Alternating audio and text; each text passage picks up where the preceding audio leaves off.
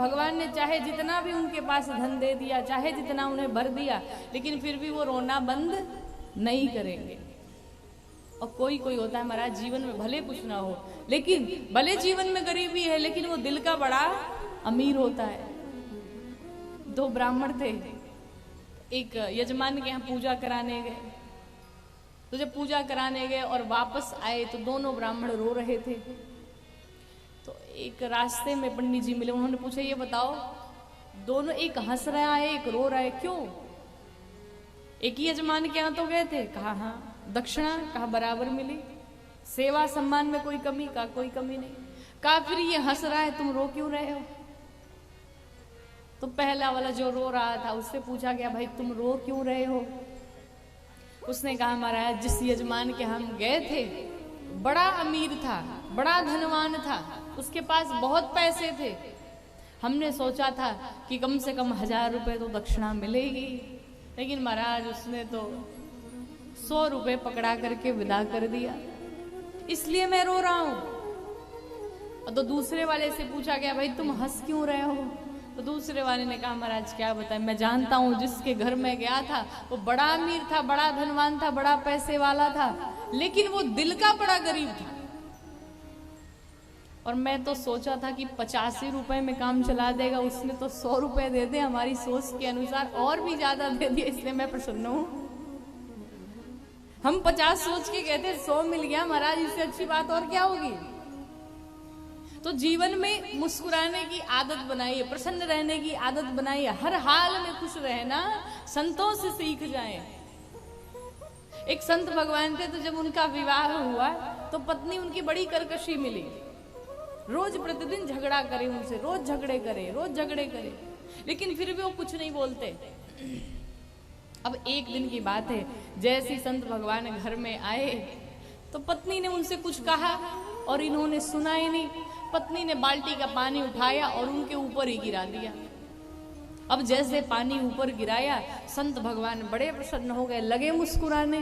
पत्नी ने पूछा आप हंस क्यों रहे हैं? हमने आपके ऊपर गुस्से में पानी फेंक दिया, फिर भी आपको हंसी आ रही है? तो संत भगवान ने कहा बताऊं क्यों हंस रहा हूं? कहा बताओ। कहा रोज तो तुम गरजती थी, लेकिन आज बरस भी गई और यही सोच करके मैं मुस्कुरा रहा हूं। तो कहने का अर्थ है कैसा भी सिचुएशन हो प्रसन्न रहिए, स्माइल बनी रहनी चाहिए। और जो हंसता मुस्कुराता चेहरा है ना, ये भगवान का चेहरा होता है।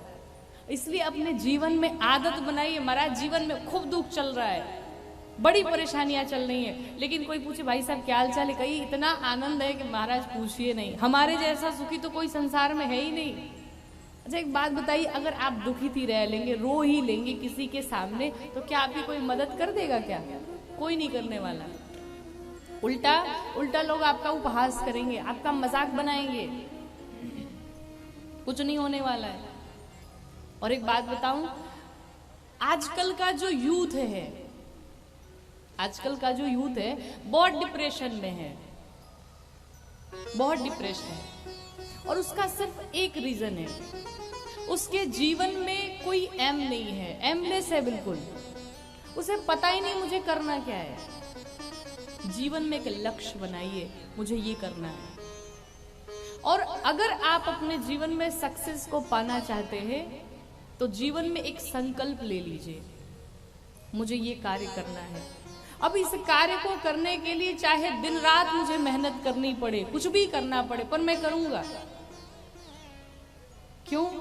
संकल्प का कभी विकल्प नहीं ढूंढना चाहिए, संकल्प का कभी विकल्प नहीं ढूंढना चाहिए। अगर आपने अपने संकल्प का विकल्प ढूंढा तो आपका संकल्प निश्चित टूट जाएगा। ऑप्शन नहीं होना चाहिए। जैसे आपने सोचा है मुझे डॉक्टर बनना है, आगे चल के मुझे डॉक्टर बनना है, लेकिन आपके मन में एक तरफ ये भी कि चलो मैं डॉक्टर नहीं भी बना तो जॉब करके कहीं कुछ पढ़ा लिखा के काम चला लूंगा। अगर ये सोच आपने रखी है, अगर आपने अपने माइंड में एक ऑप्शन सेट किया हुआ है, तो आप अपनी लाइफ में कभी सक्सेस नहीं हो पाएंगे। लेकिन अगर आपने ये सोच करके रखा है कि चाहे कुछ भी हो जाए, जितने टाइम लग जाए, पर बनूंगा तो डॉक्टर ही बनूंगा, आप निश्चित अपने लक्ष्य को पूरा कर पाएंगे।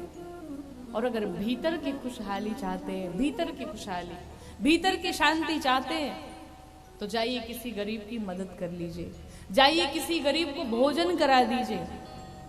और उस गरीब को भोजन कराने के पश्चात जो मन में शांति मिलेगी, जो रात को नींद आएगी ना, फिर वो नींद, वो शांति कहीं संसार में नहीं मिलने वाली है, जो दूसरों को सहायता करके मिलने वाली है। दूसरों की सहायता करिए। आपको भगवान ने जिस योग्य बनाया है यथाशक्ति, ऐसा नहीं कि हमारे पास लाखों होते तो हम मदद करते, बिल्कुल नहीं। 1000 हैं, 1000 की मदद करो, 500 हैं, 500 की मदद करो, लेकिन सहायता करने की आदत डालिए। फिर नींद की टैबलेट खाने की कोई जरूरत नहीं पड़ेगी, अपने आप नींद आ जाएगी, अपने आप सुकून आ जाएगा, अपने आप शांति आ जाएगी। जीवन में जो कुछ मिला है समझिए कि भगवान की बड़ी कृपा बरस रही है। और अगर आप हमसे पूछे जीवन में सुखी कौन है, जीवन में सुखी कौन है, जीवन में किसको आनंद है, हमारे अनुसार हमें लगता है कि जिसके पास भगवान ने 2 हाथ दिए हैं, 2 पांव दिए हैं, अगर हम चल रहे हैं, हाथ बढ़िया काम कर रहा है, तो हम जीवन के सबसे सुखी व्यक्ति हैं। क्योंकि इसी संसार में ऐसे भी लोग हैं जिनके हाथ नहीं है, जिनके पांव नहीं है, वो कुछ कर नहीं सकते, कोई बोल नहीं सकता। लेकिन अगर हम बोल पा रहे हैं, अगर हम चल पा रहे हैं, इन हाथों से कोई कार्य कर पा रहे हैं, तो जीवन के, संसार के सबसे धनी व्यक्ति हैं हम, सबसे धनी व्यक्ति हैं। तो भगवान ने हाथ दिए हैं तो महाराज अपना हाथ काम कराइए, पांव से चलिए। भगवान ने दिया है हाथ कर्म करने के लिए, कर्म करो, हम तुम्हारा साथ देंगे। अब चाहेंगे बैठे बैठे मुझे सब मिलता रहे, तो ऐसा नहीं होने वाला है। आप अपने कर्म से अपने भाग्य की रेखा बदल सकते हैं, आप अपने कर्म से सब कुछ चेंज कर सकते हैं। Everything is possible for human being, सब कुछ पॉसिबल है एक मनुष्य के लिए, सब कुछ कर सकते हैं आप, कुछ भी इम्पॉसिबल नहीं है, सब पॉसिबल है, सब संभव है। इसलिए भगवान पर भरोसा रखिए और अपने कर्म पर विश्वास रखिए और दूसरों की प्रशंसा करने की आदत बनाइए, दूसरों की सहायता करने की आदत बनाइए।